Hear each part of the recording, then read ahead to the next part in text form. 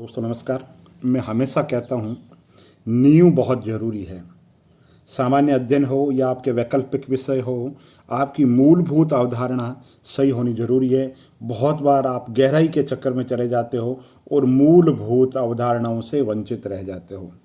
और अगर आपको लग रहा है कि नहीं, गहराई में जाना जरूरी है, तो एक छोटा सा क्वेश्चन मैं दे रहा हूँ आपको और आगे बोलूँगा उससे पहले आप लिख लीजिए कि मूल अधिकार और नीति निर्देशक तत्वों में क्या अंतर है। मेरा ये सवाल है, आपको लिखना है। ठीक है, बहुत बेसिक सा सवाल है।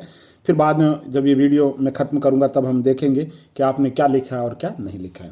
तो दोस्तों इसलिए मैं कहता हूँ NCERT जरूरी, चाहे राजस्थान प्रशासनिक सेवा हो, चाहे उत्तर प्रदेश प्रशासनिक सेवा हो, मूलभूत अवधारणा को समझना बहुत ज़्यादा जरूरी है। चाहे प्रारंभिक परीक्षा हो, चाहे मुख्य परीक्षा हो, चाहे साक्षात्कार हो। दोस्तों मैंने RS का इंटरव्यू दिया था एक बार, तो मेरे से उस समय पूछा था कि लोकतंत्र और जनतंत्र एक है क्या। तो उस समय मैं भी आपकी तरह गहराई में बहुत चला जाता था और बेसिक चीज़ नहीं पढ़ता था। मैंने कहा हाँ एक ही है। तो पहले बात तो इसका आप जवाब बताइए, क्या लोकतंत्र और जो जनतंत्र है वो एक ही है। अब मैं बात करता हूं दोस्तों मुद्दे पे, फिर हम इस पे चर्चा करेंगे। दोस्तों क्या होता है, राजस्थान प्रशासनिक सेवा हो चाहे उत्तर प्रदेश प्रशासनिक सेवा हो, मूलभूत अवधारणा को समझना बहुत जरूरी है, तभी आप कुछ पढ़ पाओगे। हम भारतीय संविधान के अंदर गहराई से गहराई बिंदु पे राष्ट्र एकीकरण की बात कर लेंगे, है ना। हम भाषावाद की बात कर लेंगे, नक्सलवाद आतंकवाद पे बहुत अच्छी पकड़ हो जाएगी, नेशनल सिक्योरिटी के बारे में हमें बहुत कुछ पता है। लेकिन हमसे ये पूछ ले कि लोकतंत्र है क्या, तो हम एक शब्द में, एक लाइन में उसको परिभाषित नहीं कर सकते। हमसे पूछ ले कि लोकतंत्र में, गणतंत्र में और जनतंत्र में क्या अंतर है, तो हम बता नहीं सकते। हमसे ये पूछ ले कि शासन और प्रशासन में क्या अंतर है, तो हम नहीं बता सकते। हमसे ये पूछ ले कि लोक प्रशासन में और निजी प्रशासन में क्या अंतर है, तो हम नहीं बता सकते। अब कहने के तो एक लेमैन की तरह आप कह सकते हो कि साहब लोक प्रशासन है जो जनता की सेवा करता है, निजी प्रशासन जनता की सेवा नहीं करता। ऐसा नहीं, जो परीक्षा में जो बुक्स में पढ़ रखा है वो की वो शब्दावली आपके उत्तर में आनी चाहिए, तभी आपको नंबर मिलते हैं। अब दोस्तों बात करते हैं शासन और प्रशासन के अंदर क्या अंतर है। तो देखो, शासन का मतलब सरकार के जो क्रियाकलाप है ना, सरकार के क्रियाकलाप। तो क्या सरकार के क्रियाकलाप का मतलब सिर्फ कार्यपालिका के क्रियाकलाप है? नहीं, शक्ति पृथक्करण का सिद्धांत है, उसमें तीनों संस्थाएं कार्यपालिका, व्यवस्थापिका, न्यायपालिका अलग अलग काम करेगी। कार्यपालिका मूल जो कानून निर्माण का काम क्या है, किसका है साहब? कि साहब व्यवस्थापिका का है। उसको लागू करने का काम किसका है? कि साहब कार्यपालिका का है। जो व्यवस्थापिका ने, जो कार्यपालिका ने जो कानून बनाए हैं उसकी वैधता और अवैधता का जो परीक्षण करने का काम किसका है? तो वो न्यायपालिका का है। तो सरकार के जो सारे जो क्रियाकलाप है उसका समग्र रूप से जो नाम है वो शासन है। आप और हम गलती क्या करते हैं, हम ये समझ लेते हैं कि कार्यपालिका है ना वही सरकार है। ये संकुचित परिभाषा है। तो सरकार का मतलब समग्र रूप से सरकार के जो तीनों अंग है उनके जो कार्यकलाप है, उनकी संरचना, उनकी प्रक्रिया, उनके व्यवहार, उनका जो समग्र अध्ययन है वही शासन कहलाता है। तो फिर प्रशासन क्या कहलाएगा? प्रशासन ये जो सरकारी जो तंत्र है, ये जो अभी हमने चर्चा की थी, तो इनकी जो नीतियों को, इनको क्रियान्वित करने का जो तंत्र है, जो मशीनरी है, वो प्रशासन है। तो फिर प्रशासन की परिभाषा क्या दोगे आप? तो प्रशासन का मतलब है पर प्लस शासन, यानी उत्कृष्ट रीति से शासन। प्रशासन किस भाषा का शब्द है? लैटिन भाषा का शब्द है, जिसका अर्थ है एडमिनिस्ट्रेशन, यानी कि कार्यों का प्रबंध करना, कार्यों की व्यवस्था करना। तो फिर प्रशासन में और शासन में अंतर क्या है?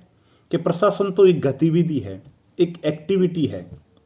ठीक है, गतिविधि है और एक्टिविटी है। तो शासन के द्वारा जो निर्धारित जो नीतियां हैं उनको जो क्रियान्वित करने वाला जो तंत्र है, यानी अगर हम कहें कि जो शासन अगर साध्य है, शासन अगर साध्य है, तो जो प्रशासन है उस साध्य रूपी प्राप्ति का जो तंत्र है, जो मैकेनिज्म है, जो साधन है, वो प्रशासन है।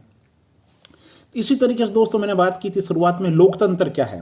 तो लोकतंत्र, अब्राहम लिंकन ने आपको पता है परिभाषा दी है कि जनता का, जनता के लिए, जनता द्वारा संचालित जो शासन है वही लोकतंत्र है।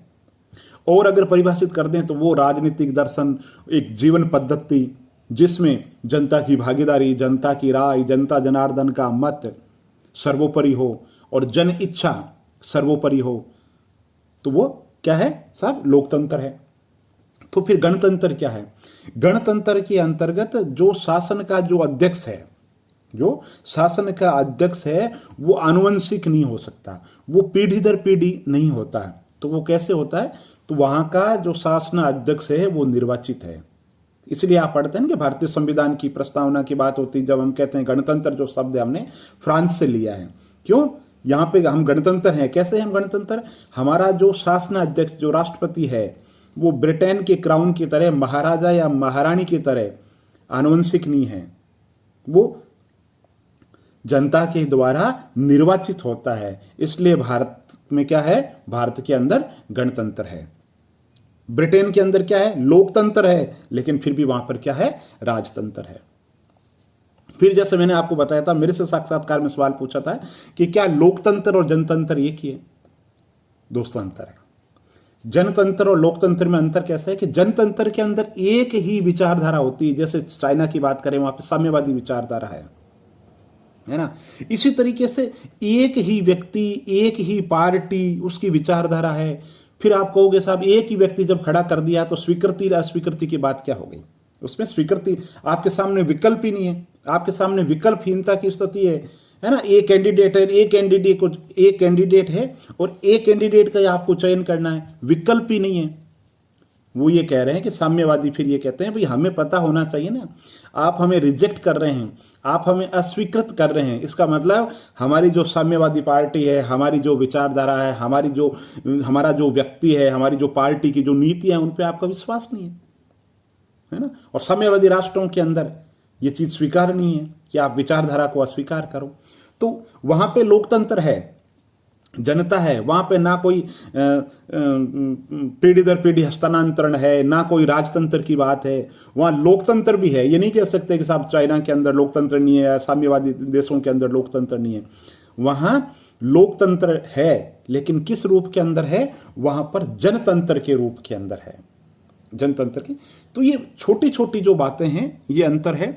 ये कब आते हैं दोस्तों? जब आप अभ्यास करोगे। और एनसीईआरटी, इसलिए मैं कहता हूं मूलभूत अवधारणा को समझना बहुत ज़्यादा जरूरी है। हम बहुत पढ़ लेते हैं, लेकिन राजनीतिक कार्यपालिका, प्रशासनिक कार्यपालिका में अंतर नहीं है। आप बड़े से बड़े प्रोफेसर जो सब्जेक्ट पढ़ाते हैं, उनको आप पूछ लीजिए, आलोचना लिखे तो भी वही उत्तर है, समालोचना कहे तो भी वही उत्तर है, विवेचना कहे तो भी वही अंतर है, टिप्पणी लिखने के लिए कहे तो वही अंतर है। लोक सेवा आयोग और संघ लोक सेवा आयोग के कैंडिडेट के लिए ये जानना बहुत ज़्यादा जरूरी है कि क्या पूछा जा रहा है। तो सवाल का मर्म समझना जरूरी है। हम रात दिन बस पढ़ रहे हैं। मुख्य परीक्षा के अंदर सवाल पूछा, आलोचना, राष्ट्रपति के पद की आलोचना, तो भी वही उत्तर है। अगर पूछे राज्यपाल के सब विवेकी शक्तियों पर टिप्पणी पूछे तो भी वही अंतर। भैया हम तो घर से रट के आए हैं, तू क्या पूछ रहा, तेरा जो टेल वर्ड क्या है, तेरा वो पिछलघु शब्द क्या है, हमें उससे कोई मतलब नहीं। तभी दोस्तों हमारे मुख्य परीक्षा में नंबर नहीं आते। तो इतना जो लंबा वीडियो है, उसमें कहने का जो लब्बो लुआब है, कहने का मेरा जो सारांश है, वो सिर्फ इतना है कि मूलभूत अवधारणाओं पे ज़्यादा ध्यान दीजिए। प्रारंभिक परीक्षा हो चाहे मुख्य परीक्षा हो, गहराई वाले सवाल या ऐसे बहुत टफ सवाल तो गिनी चुनी प्रकृति के होते हैं। और आपको ये कोई झंडा खड़ा नहीं करना है कि साहब पूरे भारत में, पूरे उत्तर प्रदेश में, पूरे मध्य प्रदेश में ये पेपर के अंदर 5 सवाल थे जो किसी को नहीं आ रहे थे, मुझे आ रहे थे। तो ऐसे टॉपर आपको नहीं बनना है। आपको वही सवाल जो औरों को आ रहे हैं, वही सवाल आपको करने हैं और जो मूलभूत अवधारणा है उसको विकसित करनी है। तो वीडियो के शुरुआत में जैसे कि मैंने आपको बताया था, मैंने कहा था कि आप मूल अधिकार और नीति निर्देशक तत्वों में अंतर जो है लिखिए। तो दोस्तों जब ऐसे अंतर लिखने के लिए कहा जाता है तो एक सारणी बना करके लिखनी चाहिए। और मैं हमेशा कहता हूँ, हम परीक्षक को दोष देता है, मैं भी पहले बहुत देता था, अब थोड़ा सा ज्ञान हुआ मुझे, जब मैं शिक्षक को दोष नहीं देता हूँ। आज ये मानने को तैयार हूँ कि मुख्य परीक्षा में जब भी नंबर कम आए तो मेरी गलती थी। और आपको भी इसी धारणा को आज स्वीकार करना है कि नंबर जो आते हैं, शिक्षक का आपके प्रति कोई पूर्वाग्रह नहीं है, आपसे कोई रंजिश नहीं है, वो आप उसके लिए एक सिर्फ जस्ट ए सब्जेक्ट हो। ठीक है, तो मैंने शुरुआत में दिया, आपने अब लिखे होंगे। आप बताओ आपने उत्तर में क्या क्या लिखा है या आपने दिमाग के अंदर क्या क्या सोचा है दोस्त। ठीक है, तो मैं मान के चल रहा हूँ कोई न कोई टॉपिक आपको पक्का छूटा होगा। तो सबसे पहले तो किसी भी में भी अंतर पूछे तो आप परिभाषित करो। जैसे मूल अधिकार व्यक्ति के विकास के लिए दिए गए राजनीतिक अधिकार है, इस तरीके से परिभाषित करो, फिर नीति निर्देशक तत्वों को परिभाषित करो। तो पहला जो अंतर है वो परिभाषा से आना चाहिए। दूसरा अंतर कहाँ से लिया है, मूल अधिकार अमेरिका से लिए गए हैं, सब नीति निर्देशक जो तत्व है वो आयरलैंड से लिए गए हैं। फिर तीसरे पॉइंट के अंदर बताओ कि न्यायालय द्वारा परिवर्तनीय है, मूल अधिकारों का अगर उल्लंघन होता है तो आप न्यायालय की शरण ले सकते हैं, इनके अंदर न्यायालय की शरण नहीं ले सकते। मूल अधिकार राजनीतिक जो लोकतंत्र है उसकी स्थापना करते हैं, नीति निर्देशक तत्व सामाजिक और आर्थिक लोकतंत्र की स्थापना करते हैं। पांचवा पॉइंट, मूल अधिकार का जो प्रकृति है वो नकारात्मक है, नीति निर्देशक तत्व की प्रकृति सकारात्मक है। मूल अधिकार का दायरा संकुचित है, जबकि नीति निर्देशक तत्व का दायरा बहुत ही ज्यादा व्यापक है। कोष्टक में लिख दीजिए अनुच्छेद 51 अंतर्राष्ट्रीय दायरा, अंतर्राष्ट्रीय शांति की जब बात करते हैं। तो अब देखिए ये जो सवाल आपने लिखा है सारे के सारे 6 पॉइंट आपके आए हैं या नहीं आए हैं। अगर आपने सारे 6 पॉइंट नहीं लिखे, हो सकता है 1-2 पॉइंट मेरे माइंड से भी निकल गए हो, तो मेरे कहने का मतलब है अगर ये 6 पॉइंट अभी आपके दिमाग में नहीं आए हैं तो इसका मतलब है आप गहराई में बहुत ज़्यादा जा रहे हैं और मूलभूत अवधारणाओं पे आप बहुत ही कम ध्यान दे रहे हैं। तो किसी भी विषय को पढ़ो तो सबसे पहले मूलभूत अवधारणाओं को पढ़ो। बेसिक जो है आपका, जैसे भारतीय संविधान का जो आधारभूत ढांचा है जिसमें कोई संशोधन नहीं हो सकता, उसी तरीके से आप भी किसी भी विषय से हो या सामान्य अध्ययन की तैयारी करो, आपकी जो मूलभूत अवधारणा है उसको विकसित करो। चैनल को लाइक कीजिए, सब्सक्राइब कीजिए, वीडियो को अगर अच्छा लगे तो आगे शेयर कीजिए और आप अपनी प्रतिक्रिया देकर के मुझे बताइए कि आप किस टॉपिक पर वीडियो सुनना चाह रहे हैं। बहुत बहुत धन्यवाद दोस्तों।